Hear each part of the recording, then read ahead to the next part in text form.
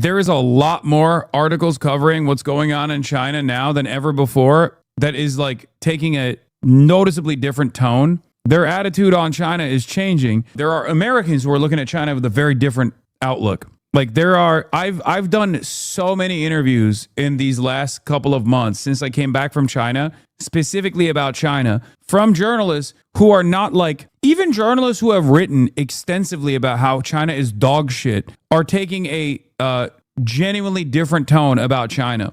Journalists from Taiwan. I talked to the NPR. I talked to NPR, to a reporter who is literally stationed in Taiwan, who, as you may or may not have noticed, probably, the NPR doesn't necessarily have a very positive outlook on China in general. Oh yeah, this WAPO article, they unironically mock China for not being imperialist and failing to use force to defend its interests, arguing that they're losing out on the out to the U.S. in Venezuela, Panama, etc., which does precisely that. In essence, the article can be summarized as, you Chinese losers thought you could gain influence by actually building things. The only thing that actually works is bombing people. I'm not even exaggerating. The author literally writes that China can spend all the money on infrastructure it wants, but in a crunch, it's only military force that counts. He argues that China's approach was a colossal waste of money because control of infrastructure can be changed with a US-led change of regime, and ownership of any asset can be overturned. His article's conclusion: you can't buy an empire, nor can you purchase global influence. It is only hard power that counts for anything.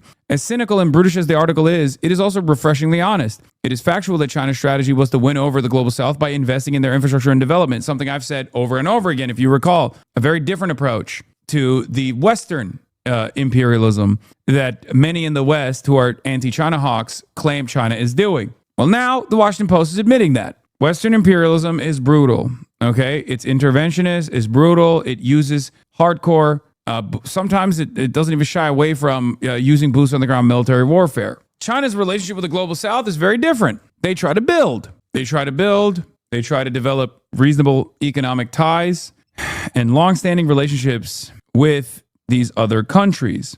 As cynical and brutish as the article is, it's also refreshingly honest. It is factual that China's strategy was to win over the global south by investing in their infrastructure and development, while the U.S. maintains its influence through regime change, various forms of coercion, and the threat or use of force. The conclusion that it is China that should feel embarrassed by this, as opposed to the U.S., is, however, completely insane. Every sane person on earth should hope that it is China's approach that ultimately prevails for the sake of our collective future as humanity. China is ultimately trying to prove that one can prevail geopolitically without violence by building instead of destroying. Don't be like this idiot WAPO writer and root for the answer to be no. In reality, China is on a path to exceeding the United States. The fact that China doesn't use military force all over the world is actually helpful to them. They are seen as a stable partner. But Zaid Jilani, who is sometimes too obsessed with culture war narratives, to my liking at least, fails to comprehend is that these guys are anti-communist. European nations are led by anti-communists, and they would much rather be servile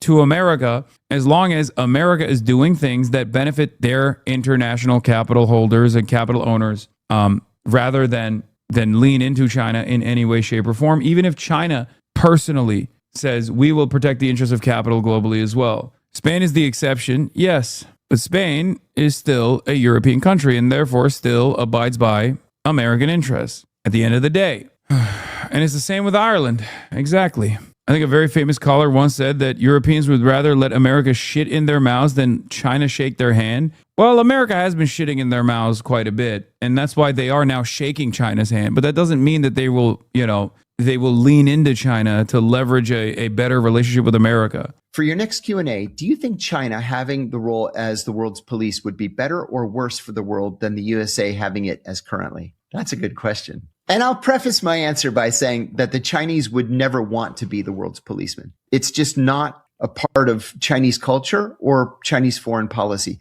We've said many times that the Chinese have such a longer term view than we have. We just take it upon ourselves to send troops to Iraq or send troops to Afghanistan or troops to Somalia or troops to Libya or troops to Syria. And the Chinese are like, go ahead, knock yourselves out. The Chinese foreign policy is based on money.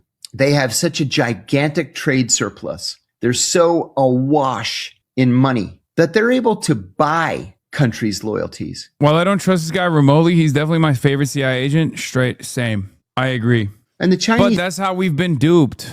Bro, he has his own industrial complex. I know, dude.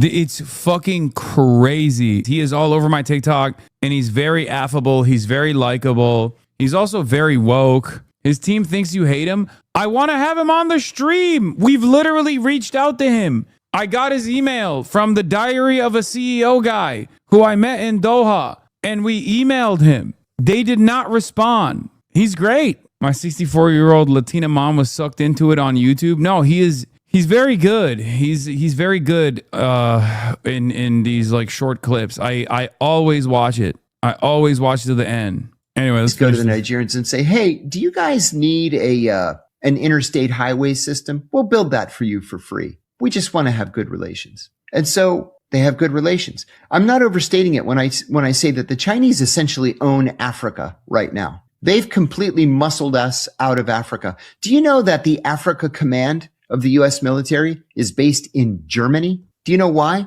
Because literally not one single African country wants to host us. That says a lot. A lot. So I think the Chinese wouldn't want the... I wonder why.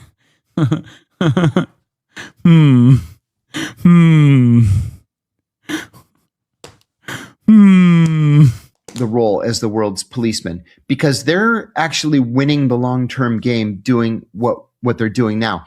I often ask rhetorically too, why can't we have a high-speed train system that can go from New York to Chicago in 5 hours or 4 hours? You know, how come our highways look like they're from Bosnia? How come we can't have the world's best hospitals or the world's most advanced airports or modern bridges that, I mean, this is why I like him. He says stuff like this all the time. Crumbling and falling into the rivers below them? How come the Chinese have all that stuff and we don't? Because we spend $1 trillion a year on the military. The Economist just took a soundbite from you in their newest China video on TikTok, Lamau. This term has been going viral on Chinese social media. The hottest term on Chinese social media right now is 斩杀线, the kill line. It's basically a death sentence.